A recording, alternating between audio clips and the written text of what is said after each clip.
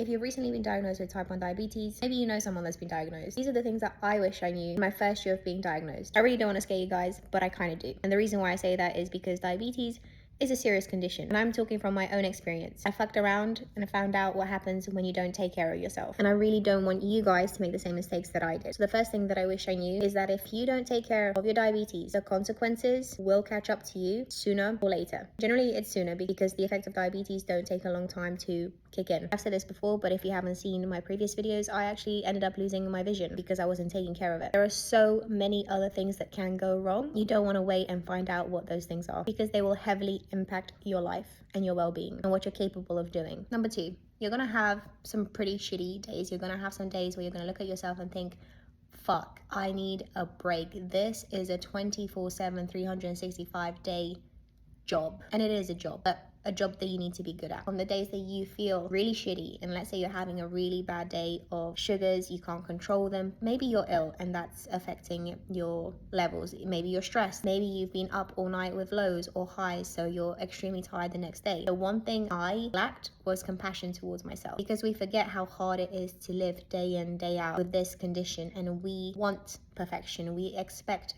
us to always be in control. So on the days where everything is going wrong and everything's looking bad, have a little compassion towards yourself. And my last point for today is to stay fit. Just because you have diabetes doesn't mean it's an excuse to get out of shape. In fact, it should actually be the opposite. If you have diabetes, you should be working extra hard to stay fit and in shape. The more fat you have, the harder your kidneys, your liver, your heart, everything has to work. And your body is already overworking overtime with your diabetes and having to compensate for all the things that we're not doing right. Being physically fit should help you live longer, live better, live healthier, and feel better. If this post scared you, then I did a good job. If it didn't, then next time I'll go harder.